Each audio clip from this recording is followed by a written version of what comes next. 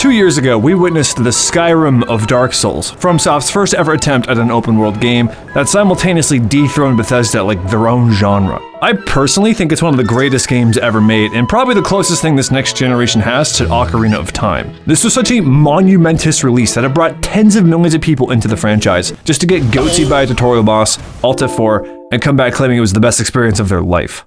However, there was actually one other game that was even more anticipated after the launch of Elden Ring. Do you remember what it was?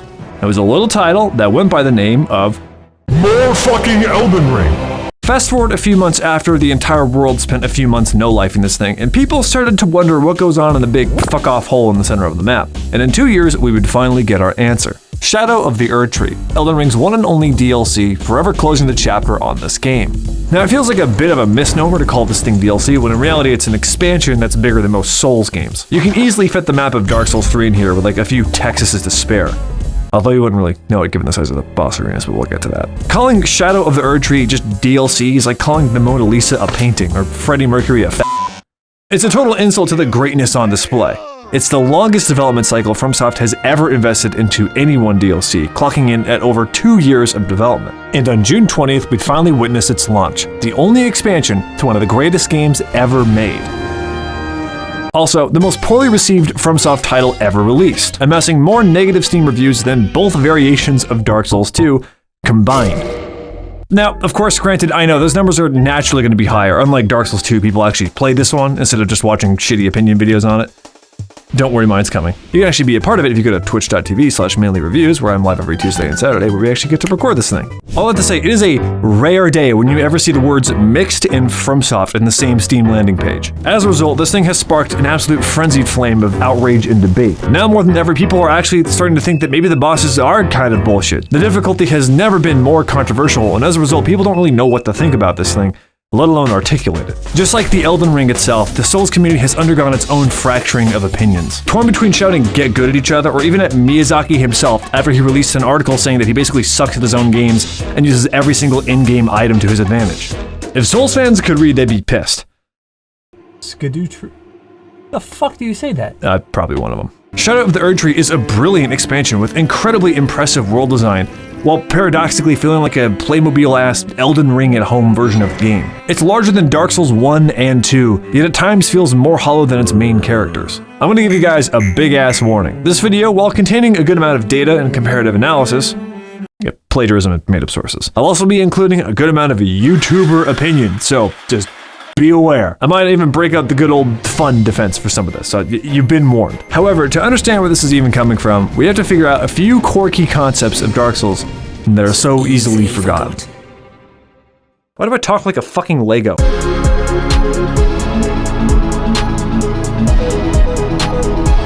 Oh, sorry, I hate to interrupt, but you know what would make this title card sound even better? A nice pair of Raycons everyday earbuds. And the sponsor of this video. Have you ever just bust the fattest nut and thought, wouldn't it be cool if your ears could do that? No, I should just go with the prostate joke. Raycons everyday earbuds.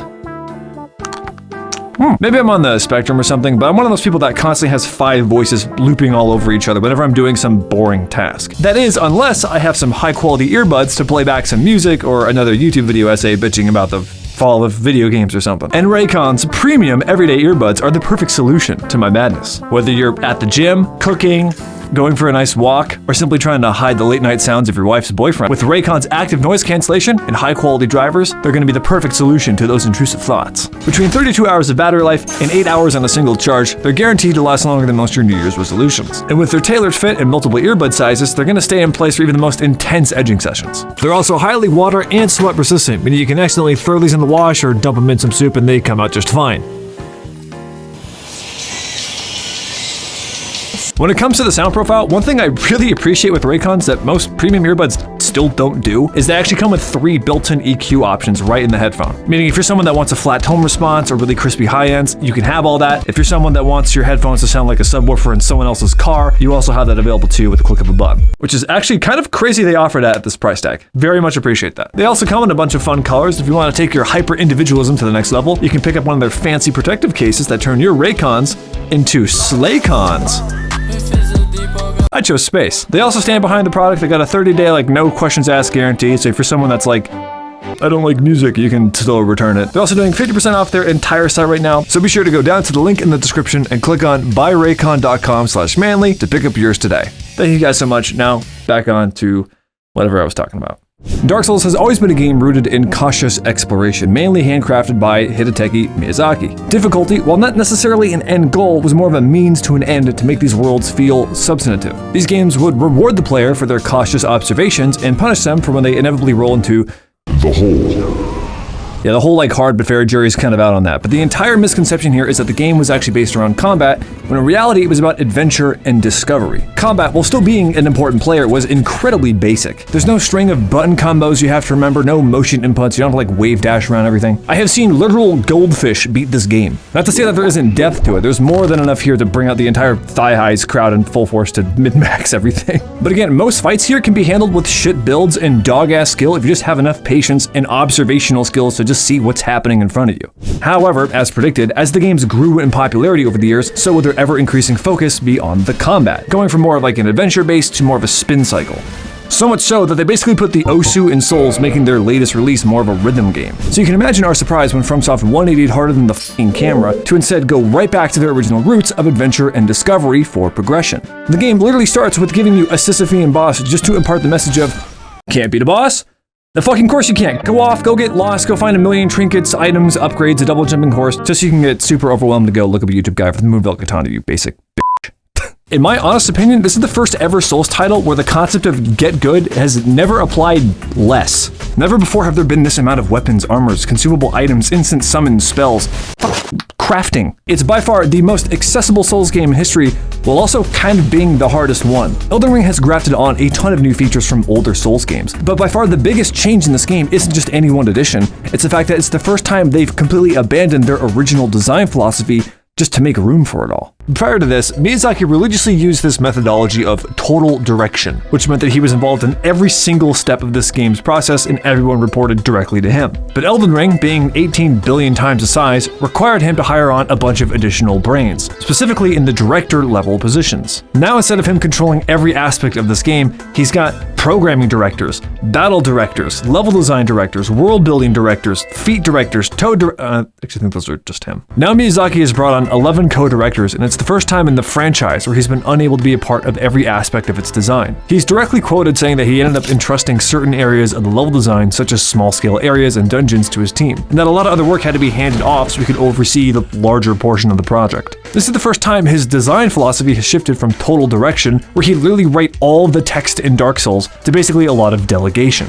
Which is of course inevitable given its size. You might be thinking I'm saying this is a bad thing, but it ended up creating one of the greatest games ever made. You know you're playing something pretty good when people are putting Fortnite hours into the single player portion of your game. Clearly his vision and development fucking killed it, but it left people wondering who's pulling some of the levers within the game design, and to this day they're still trying to patch out problems that have resulted from this style of development.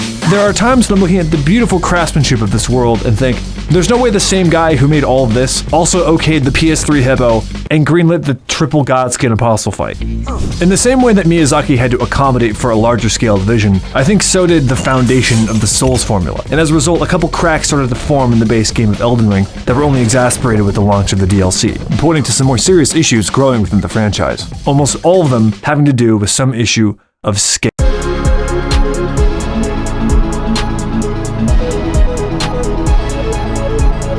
This game is big. The size of this thing blew people away before they even realized they were only looking at half the map, which is even crazier given its density. Elden Ring's cool stuff per square meter rivals the content of most linear games. At the very start, it feels just like a normal Souls games with the same exact leveling, progression, and upgrade system as prior titles, which starts to be a little bit of a problem when you're now 5 times the size of one. The disparity between a starting and endgame build here is fucked.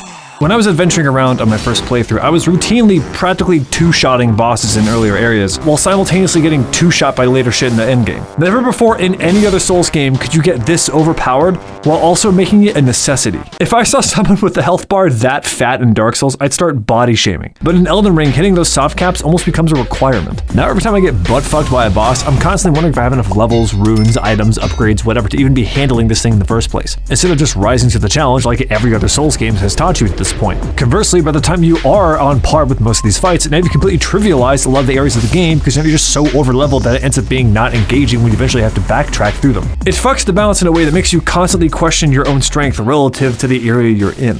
In retrospect, I think the game would have greatly benefited by having a soft scaling implementation that only kicks in once your damage starts getting disproportionate to other areas of the game. Obviously nothing one-to-one, but just something to not completely minimize some boss battles in earlier areas, and they could even give out more rewards as a result. Honestly, Dark Souls 2 had a perfect fix for this using the bonfire aesthetics, not aesthetics, to respawn whatever area you wanted in New Game Plus while still staying in the base game. You could farm for more rewards at the added cost of harder scaling and even new enemies. Super neat. I don't know why the fuck it's not in any of the other games. On that same topic of scale, I mentioned that Elden Ring beat out Bethesda at their own genre, which is ironic considering that literally the entire Souls series only exists thanks to a failed Oblivion clone that Sony tried to make. More on that on this video. But in the very same way that Bethesda kind of let shit slide in 2023, that should have been fixed in fucking Oblivion.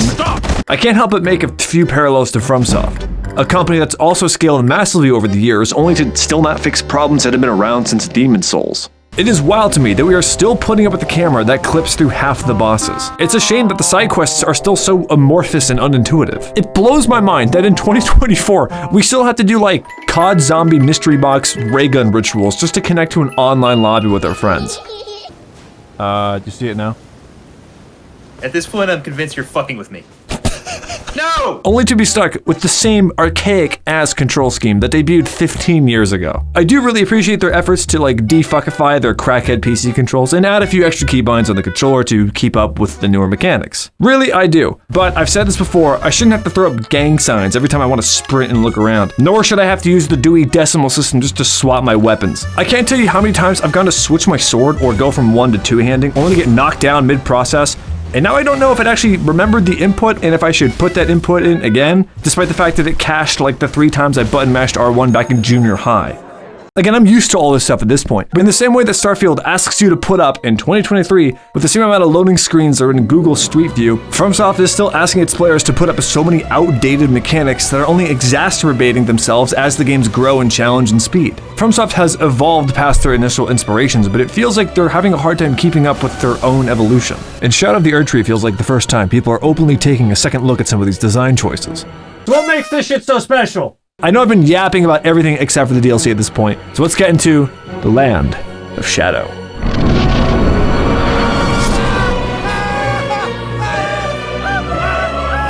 Once you finally defeat Moog, you're prompted to touch the hand of Mikola, who teleports you to a past far-off realm. In the 2 years they spent developing this new world, it's clear a lot of efforts went into the graphics because this world is beautiful.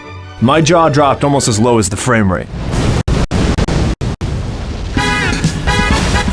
The surrounding scenery here is gorgeous. You've got all these castles and buildings, cliffs and mountains, these giant enemies in the distance, and even a second Erdtree that's probably also gonna get 9/11 like the first one. After finally lowering the grass volume, I wanted to explore everything that was on offer in this world. There's such a genius use of its insane verticality to segment this massive world into smaller isolated places by funneling the player through all these clever junctions. Just kind of make the 2D map feel a little bit useless considering the topography and layers that are on offer here, but I'll still take it over some of the hand-drawn maps that the NPCs give you. Yeah, that's not making it on the family fridge. Now, after a few minutes of exploring around, we're eventually going to get to our first major change of the DLC, which are, of course, the Scat Fragments, because their implementation was kind of shitty. I'm pretty sure they're technically pronounced Scadutree Fragments, and these things permanently raise all of your global attack output and defense. And I completely get why they did it. It adds a brand new progression system on top of the one that's already maxed out by the time you enter this location. While not totally a bad idea, the Scadutree Fragments end up coming off as a bit of a lazy answer to power creep and item discovery that simultaneously contribute to almost all of the major detractors of the DLC. I know that sounds kind of outrageous. You're gonna think I'm just being inflammatory over what are just a bunch of caffeinated crescent rolls, but I do think these things genuinely detract from so many parts of this game. Just hear me out on this. The very first problem that showed up was when the game released, people just weren't using them. A lot of players saw them as a just make the game easier item, which I don't totally fault them for thinking. It wasn't clear to players that their consumption was intended to achieve the difficulty set forth by the devs. Naturally, people started getting pissed at the sheer amount of difficulty that came from them not taking their Scadutree prescription, which led to people spewing criticism in every direction. Everything in this game was catching strays. This made it even harder to diagnose the actual frustrations people were having with the DLC because they were just assuming they weren't using the shadow blessing. Fromsoft even had to beg their players to just please use these things by making social media posts and releasing news articles about them. Granted, communication has never been FromSoft's strong suit, but their marketing is the least of their problems. See, in Souls games, your currency has always been a tool for you to level up the RPG aspects of the game. Spending these upgrades comes at an opportunity cost, and as a result leads to a lot of unique player customization and builds. But instead, in Elden Ring, concerned with players getting too overpowered for the base game,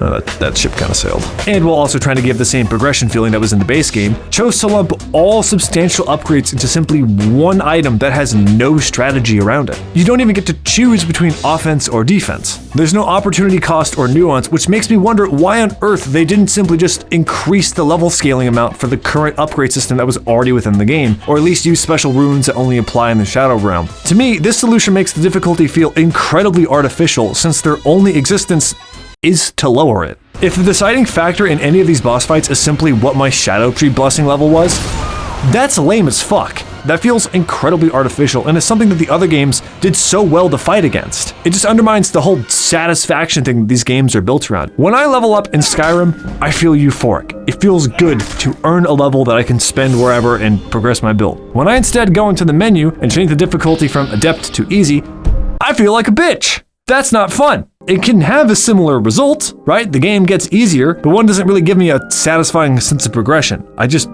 made the game easier. The real problem comes with New Game Plus, where people are already bouncing off the soft caps for all their levels, yet enemies are getting progressively even harder, plus whatever difficulty was added on to account for the Scadutree blessing. Keep in mind, it's been 2 years, a lot of people are playing on New Game Plus. Now you're forced to travel around everywhere around this map to collect these things so you don't get immediately two-shot by everything in the game, and it's not clear where you find them, nor how many you need. Most important items in the base game use explicit design language guiding you to landmarks like minor Erdtrees, chapels, etc. that stand out to find items that you need, while also giving redundancies to speed up their acquisition. Yet Scadutree Fragments are not only more limited to their exact consumption, they're a bit of a chore to find outside of the major signposted ones. And again, you're never sure if you're playing at or above or below the intended blessing level for any given area. It turns into kind of an annoying fetch quest where you gotta go through all these caves, pots, plants, bodies, hippos. You have to watch a YouTube video to find like a majority of these things. Scadutree Fragments in Shadow of the Erdtree. Now, Lake Michigan's about 2 blocks that way, right across the street from a Scandinavian college. 25 miles that way is Stockton, and the university's about a mile that way. And across the street from the Oregon Ballet Theater, in the heart of the true wine country,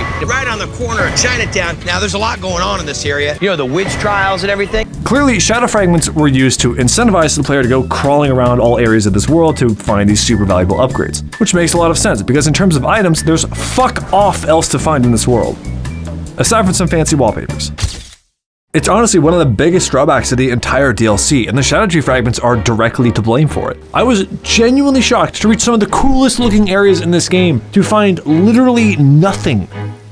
Like nothing.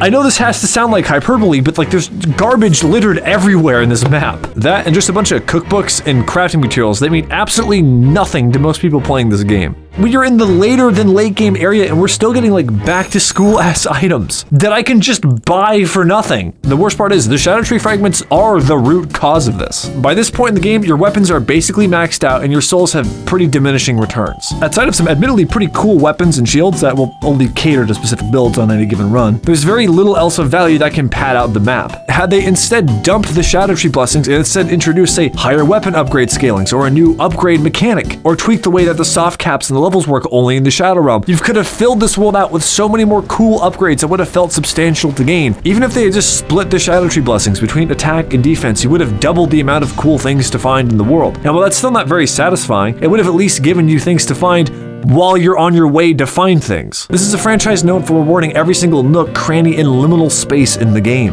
Yet there are entire landscapes Like landscapes that just have nothing. This kills most of my motivation to want to go out and just kick over every stone, which is, by the way, something that the base game didn't really have a problem with. Elden Ring feels impossibly full with so many cool things to find aside for some of the crafting materials. In a game that's all about exploring and discovery, you have to give us shit to discover. The reason everyone talks about the bosses in the DLC isn't just because they stand out, because there's just not much of note between them. You have an entire section of the map dedicated to just reusing dragons, the worst enemies to fight in this franchise. You have an entire section of these crazy cool fingers that have been teased the entire journey of the game, only to have nothing in them. You have an entire zip code of the map where you just can't use the horse and instead have to stealth around all these unkillable enemies, unless you parry them. But it just slows everything down to a crawl, and for what? A cool 20-minute legacy dungeon with the boss that has no build up to it. It's a great boss. There's still a lot of cool areas that are worth exploring, but if you look at the actual map of the game and you scrub away all the beach episode filler content areas, you're left with a fraction of its size. The remaining points of interest feel so downsized compared to most of the legacy dungeons in Elden Ring, which managed to out-Zelda Zelda. It's not all bad. There's still Shadowkeep, which is basically a third of this entire game's content. You've got so many different pathways, elevators, and loops that make you feel like you're playing an actual Souls game leading up to one of the best bosses in the DLC. Also one of the worst ones.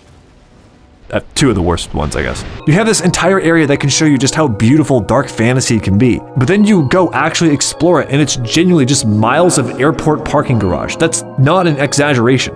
It's so weird. While I appreciate all the beautiful skyboxes and the grass, I get the feeling that the entire overworld just feels like a loading screen in between the bosses.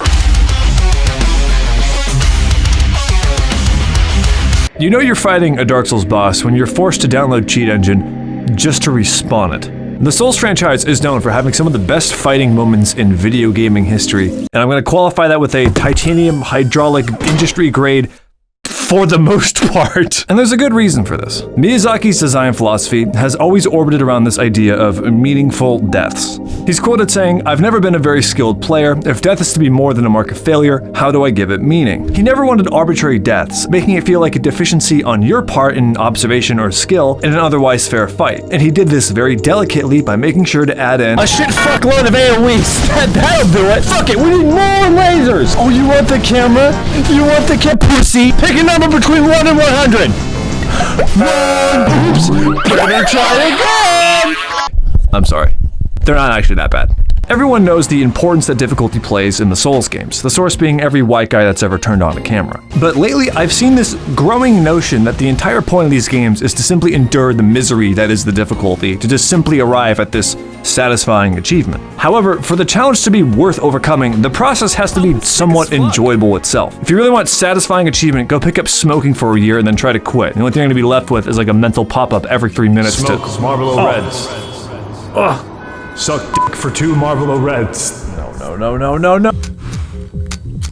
Fuck! Dark Souls is about the journey, not just the destination. And the same kind of goes for bosses. Killing a boss isn't the only point. If it was, why would anyone go to the trouble to replay them? People are willing to put up with these challenges because A, the challenge is fair, and B, it's fun as fuck to gain mastery over the game's mechanics. There's always going to be moments of frustration and bullshit in any fight that's worth mastering. It's just part of the territory. The question really becomes, where do you draw the line?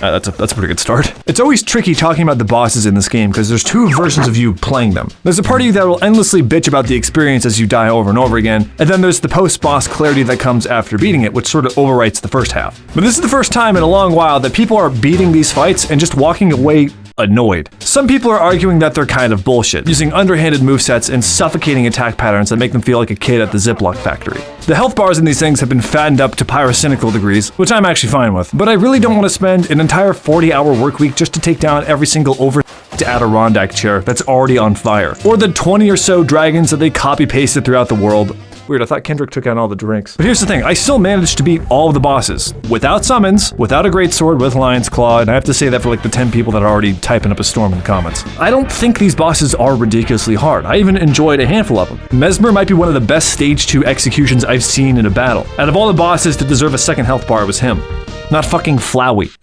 Although that was a pretty good one too. The real problem here is that the challenge on offer feels more akin to an artificial increase in frustration, where they just kind of turned up the annoying knobs without really adding much else. To me, it felt like the DLC was trying to overclock the bosses in a way that just doesn't complement most of the Souls formula. And this is a problem that I even felt in the base game. Aside from a few great battles, I never felt like I was going all out in a dance between me and the boss. It just felt like a long-ass version of red light, green light against a stop sign. One of the most obvious issues here has to do with the balance of the boss's aggression. These fights are purely based around timings and windows, and these feel so overly narrow and tight that I could come.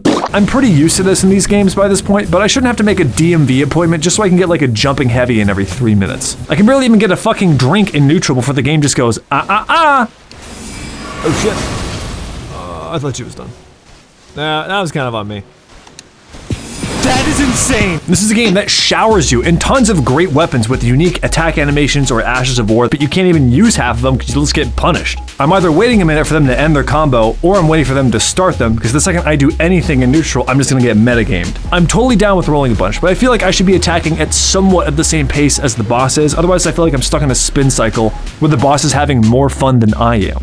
Now realistically, most of this stuff doesn't really bother me, you just kind of deal with it like most people do. But what does sort of bother me is the way that the game tries to kind of trick you more than actually test you in a lot of these fights. Instead of basing the challenge on previously encountered movesets, bosses are more like a Skyrim master lockpick puzzle with a random answer, where 2 guesses will just make you start over. And solving one doesn't make the second one any easier. You can be the best Elden Ring player in the world just to fight Malenia for the first time and get gaped by her waterfowl dance because there is nothing in the game that prepares you for it, and it has no logical answer. And if you ever get to the point where you master this fight, you'll just die to a boss next door because there's almost no skill transfer here at the end game, which is a total regression from most Souls games that build on the combat you already know and test you on it. That's why everyone's favorite bosses from the DLC were the 2 characters that played most true to the original Souls format, because when you die, it feels like it's your fault.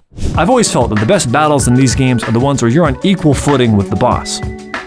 Hey, eyes up here, Miyazaki, come on. The very first mini-boss of the DLC was such a great fight because it actually felt like one. I could use whatever weapon I wanted, and he'd be able to kill me just as much as I could kill him. It was a dance of a fight where I died a fuckload, but I was smiling the entire time. On the inside. The moment I killed him, I wanted to respawn it and just try it again, which is still something you can't do in these games.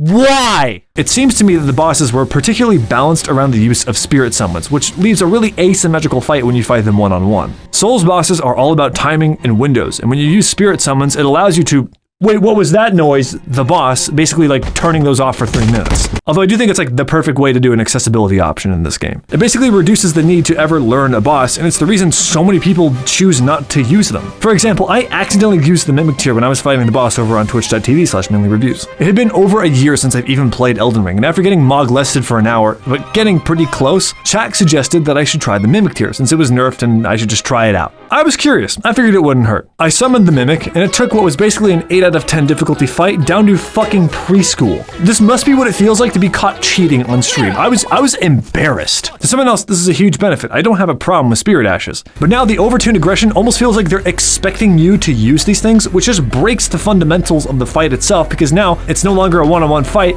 The boss is just gonna de-aggro, and that to me is like a lazy way to expect people to enjoy your boss. But what's more annoying here is that the game just sort of expects you to know beforehand how to deal with some of this stuff. I should have put more points into mind reading. Giant AoEs have hitboxes that are nebulous at best, or lasers that are borderline impossible to dodge in their first rotation. I don't know what's the deal with everything in this game just flying at you. Son kissed my ass. Which gets old when the hitboxes just kind of make no sense. There are attacks that are so visually cluttered that you don't even know what the fuck is happening, and it just leads to a lot of frustration. Let me get on the horse. Oh, f off with that.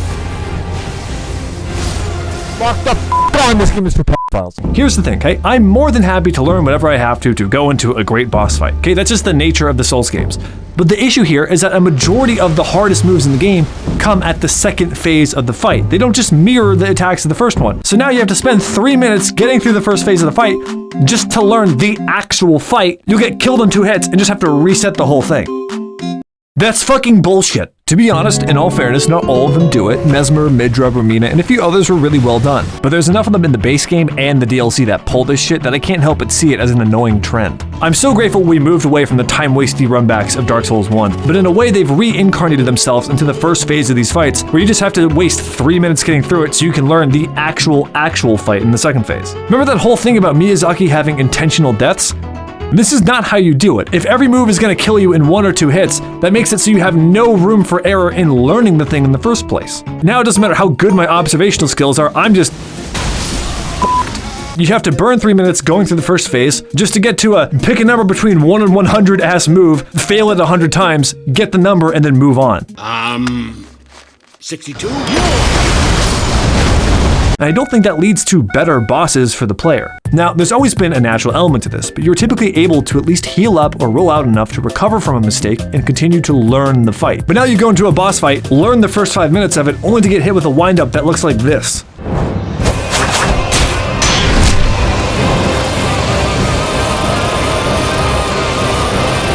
Come on.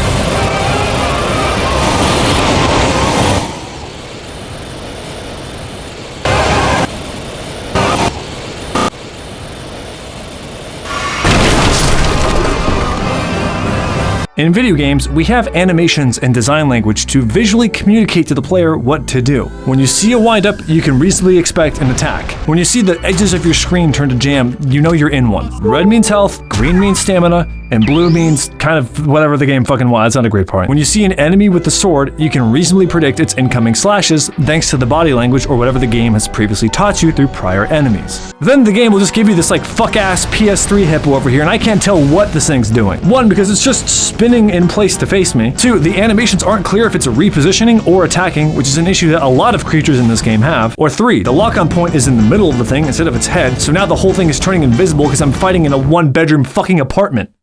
This wasn't even a hard fight. I beat it on my 6th try with my hands. But it was still devoid of any positive emotion because the whole fight was just annoying. Is this really the best the franchise has led up to? Fighting the dancing lion was pretty fantastic until we got to the second phase where he's squirming around in the air and there's pools of lightning randomly forming around my feet. For the 3rd time, Miyazaki, come on. Unfortunately, I don't have a backup camera, so I literally have no clue how to avoid these things without feeling like I just got lucky. That's neither satisfying to overcome and feels bullshit to die to. And granted, I actually really enjoyed this fight, but it was in spite of its drawbacks, not because of them. I love gaining mastery over a boss fight, but after 20 tries and still getting surprised by new moves coming out in the second phase, I start to end up feeling more frustration than accomplishment. Especially when the same solution is just dodge inward and to the right, dodge inwards and to the right, dodge inwards and to the— oh gee, I wonder how you fight this one. Wow-wee! I feel like we're kind of missing the point on why we have great bosses. Which there are some. Don't let the naysayers tear the whole thing down. Mesmer was by far the best fight in the entire DLC that felt incredibly claustrophobic but well balanced and fair. Visually, you can respond to everything that comes out with only a few surprises. The first time I even got to his second phase, I beat him despite the insanity going around him, which kind of sucked. Rolana was an albeit difficult fight, making the start and end of combos and punishing Windows vague as shit, but the pace was super fast and at least I could see it this time around, so that's a plus. At least until she pulled out the second phase insta-kill move, which was apparently supposed to come to me in a dream or some shit, because I don't know how the fuck you prepare for that. Bale was sick.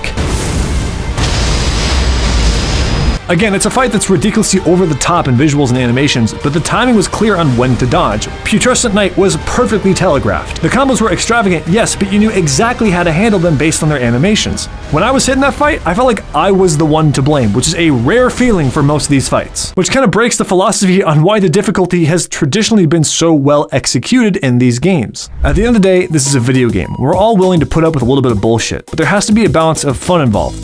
Which there is. I sound kind of negative on this thing, but there was still fun to be had.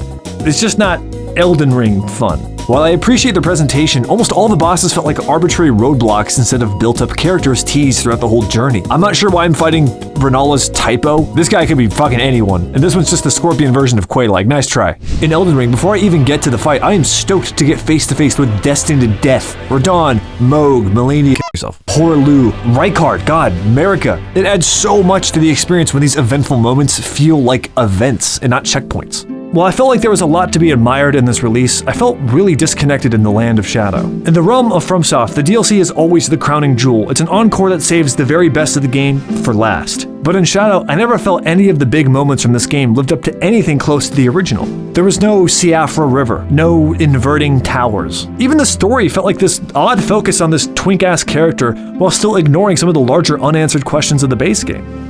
At the end of the day, I think Shadow of the Erdtree's greatest accomplishment isn't anything in its DLC, but it was just reminding me how great Elden Ring was by itself.